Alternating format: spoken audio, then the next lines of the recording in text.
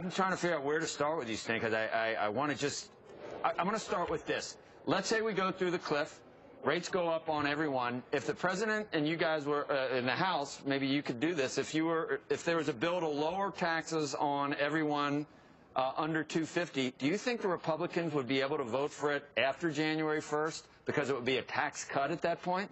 I think the answer to that is certainly a significant number of them would, and we would pass it. But we still need to focus on not going over the cliff. Not going over the cliff is, I think, a priority for us. That's not good for the country, not good for the economy, not good for the confidence of the American people. But is there any reason to be optimistic at this point, Steny? I mean, sooner or later, I don't know. Don't you ever just say, you know what? Seeing yesterday, aren't there some guys in the House, the Tea Party guys, that aren't going to go for just about any kind of compromise? And I think that's accurate. And not only that's not only accurate, we saw that last night. John Boehner could not get his own bill through with a Republican majority. But what John Boehner, I think, can do is come to an agreement with the president and get half of his people, or a little more than half of his people, a significant number of Democrats and Republicans coming together in a bipartisan fashion saying, we're not going to go over the cliff. We're not going to let middle-income working Americans have a tax increase. We're going to make sure the economy remains stable and the confidence of the American people is not undermined. I think that's an objective that we need to keep focused on. I'm sorry that we've left town. Obviously, I'm here, and most of the Democratic leadership is here. But the fact is, we can still use these days. Steny, you can drive home. Steny, we know that. We know that. Don't.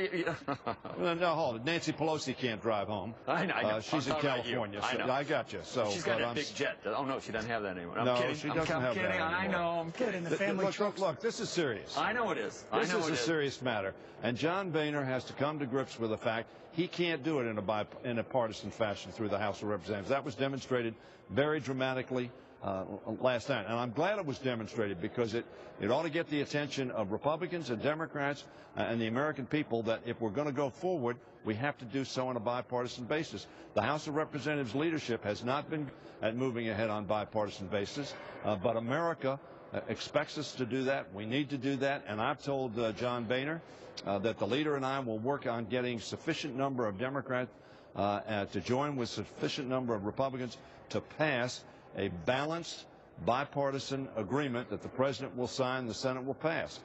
You can't do it on a partisan basis. John Boehner showed that last night.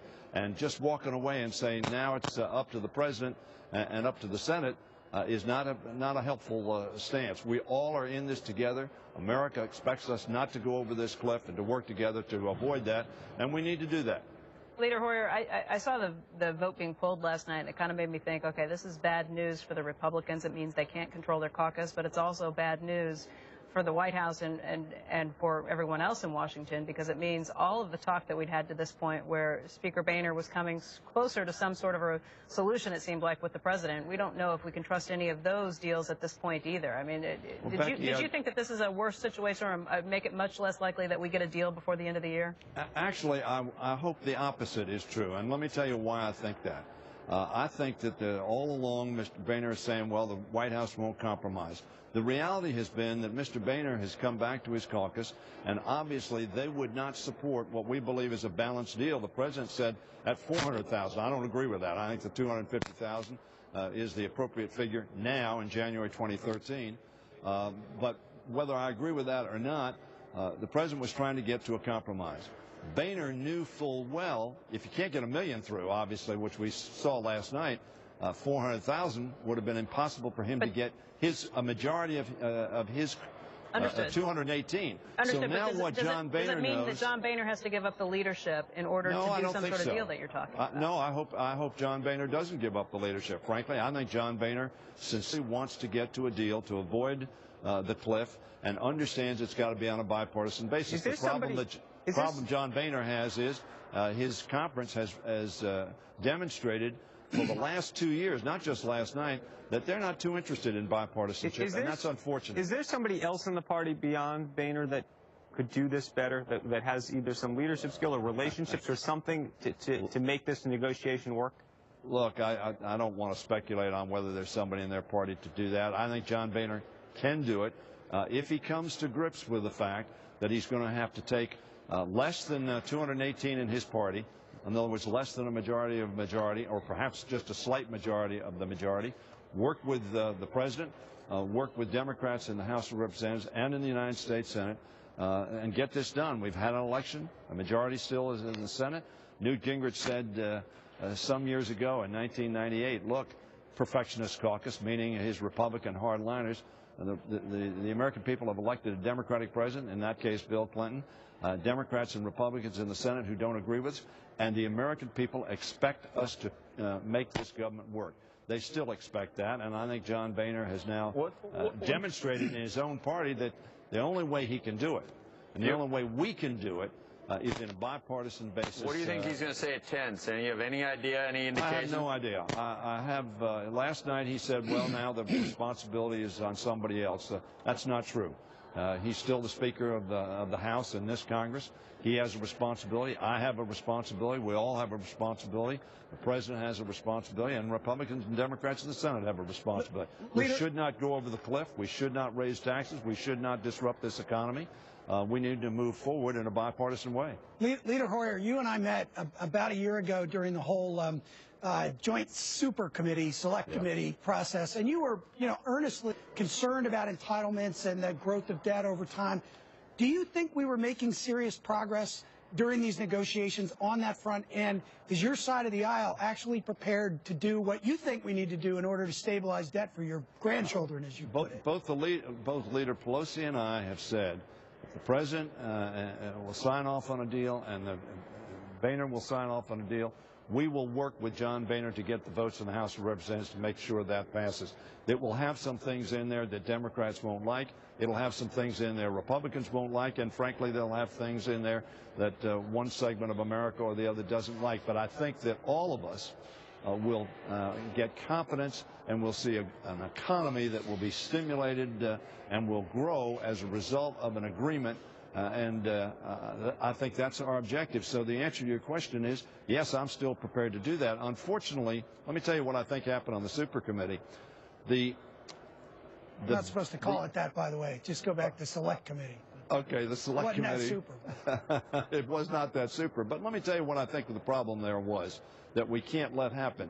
That is that the adverse consequence, that is the sequester, was estranged from failure. In other words, when the super committee failed on November 25th to come out with a proposal on the $1.2 trillion reduction, balance of revenues and cuts, the adverse consequence didn't happen for another 13 months so that they could rationalize, well, surely we'll work it out. Well, surely we're here 13 months later and we haven't worked it out. Whatever we do, the adverse consequences, the downside of not having a successful solution needs to be immediate so that as we work on it, we will be compelled to get to yes.